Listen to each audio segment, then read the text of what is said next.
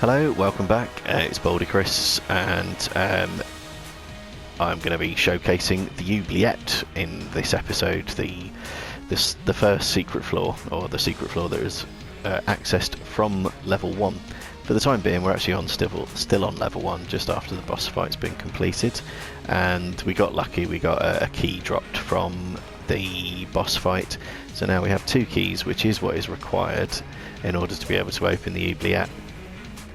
And I'll show you how to do that in case you're not aware. So on the first floor somewhere will be a room with a fireplace.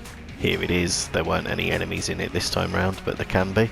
And there'll also be a lot of the time a water barrel. There'll be a water barrel somewhere in the level, and you might need to push it a long way in the first instance to actually get it to the fireplace. And they can be burst by bullets, either enemy bullets or your own, so quite often they will go, but it's definitely worth preserving them. If you then roll it into the fireplace, it will put the fire out. You can achieve the same effect with the water-based weapons such as the Mega Dowser. Then you walk into the fireplace, press the interact button, and you'll see a slight bit of screen shake. What that's done is it's revealed a secret room elsewhere on the map, so we'll just head over to that now. And there's a save button in there if you wish to sort of come back to the game at a later stage. But then, as you can see, there's 2 locks on this hatchway that are in the secret room. So you can use the pilot's lockpicks to open those, but you only get a 50-50 success rate with those, and if it fails, it stops that lock being opened forever. So I would definitely recommend using keys to do it. And you'll get a trophy for doing that. So that's how you access the Oubliette and get the trophy. Now you get to see the Oubliette itself. Bad news is it's noticeably harder than the first floor. Good news for me is I've got some good stuff to pick from. Oh, there are some good things there. We had the ticket in the first episode. I'm going to take the ticket. Since the weapon that I've got's got infinite ammunition, so we're not going to run out of that. But yeah, Oubliettes, if you're not aware, are a kind of dungeon where the intent behind them is to literally just put people in them and seal them up and forget about it. Forget about that person. Comes from the French verb oublier, to forget. And yeah, basically you never want to find yourself in one permanently. Maybe not even as a visitor, I don't know. They don't seem like terribly pleasant places at all. Okay, so I must have leveled up the gun to its top level there, since it's now being complimentary towards me rather than abusive or indifferent.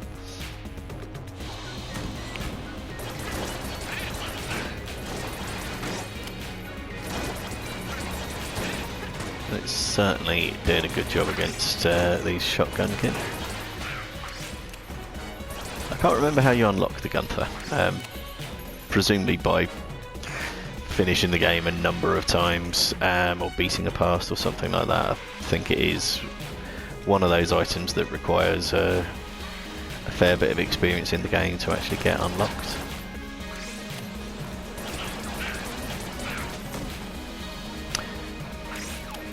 But yes, one of the major differences between this floor and the first floor is that you've got a lot more environmental hazards in there, such as the pit that's in the middle there. I don't think you see an awful lot of those on the first floor. And some of the enemies can be poison resistant as well, or spit poison, none of which is helpful.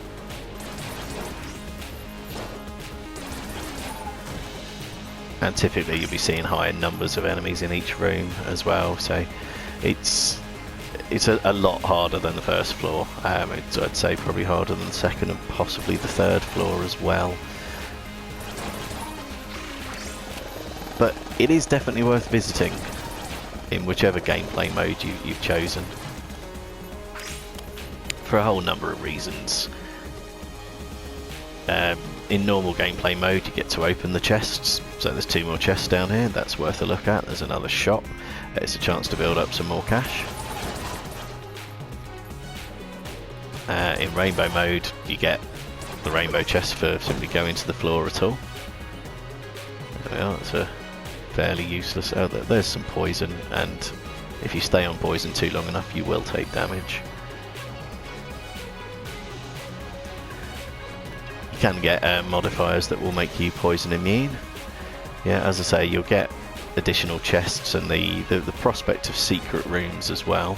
I haven't got anything that would be able to reveal secret rooms at present, because both the weapons I've got are infinite ammunition, and you need something with depletable ammunition to find the telltale cracks in the wall.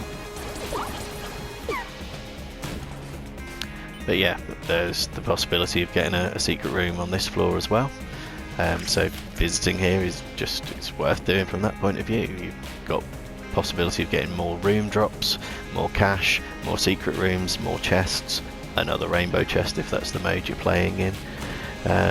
It's all good, and in particular if you're aiming to get to the third secret floor, there's quite a high cash toll for that, and it's quite hard to achieve without making a point of visiting this floor in addition to the regular floors as well.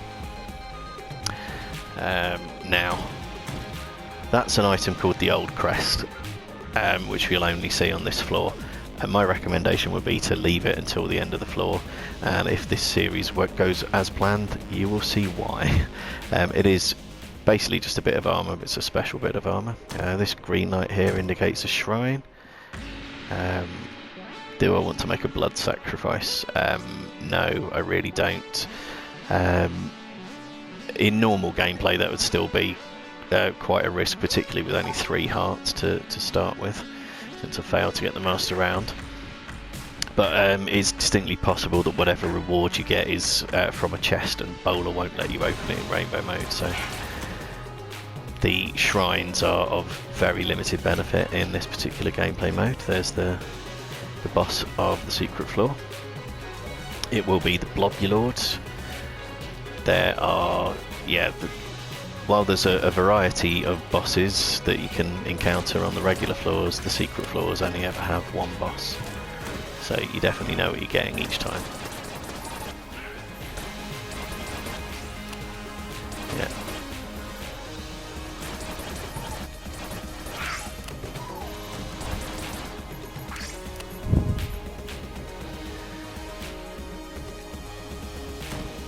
So one thing I like about this weapon over the Polaris, which also levels up, is that this can't level down, whereas the Polaris can when you take damage. And I'm good at taking damage, so yeah, definitely preferential over the Polaris. Also, Polaris doesn't have infinite ammunition. So probably not going to bother buying anything from this shop. I would like to build the cash up to try and reach the 3rd floor secret floor, which I mentioned earlier on. But I'm going to try and restrict talk of that to the video that showcases that floor.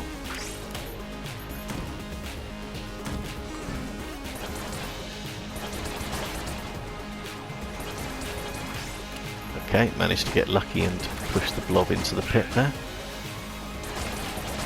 which has the effect of just killing them instantly rather than allowing them to generate their or splitting into their smaller forms. It's definitively the quickest way to kill any enemy, is knock it into a pit. And there's also a trophy for shoving enemies into pits, so definitely worth doing if you can, but it will come in time, so you know, don't put yourself into danger trying to get it done, just let it happen naturally. Right, so now we're off to fight the Blobby Lord.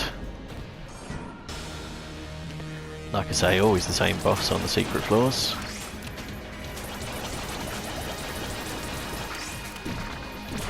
And as ideal as it would be to get through this without taking damage, you don't get any specific reward attached to it.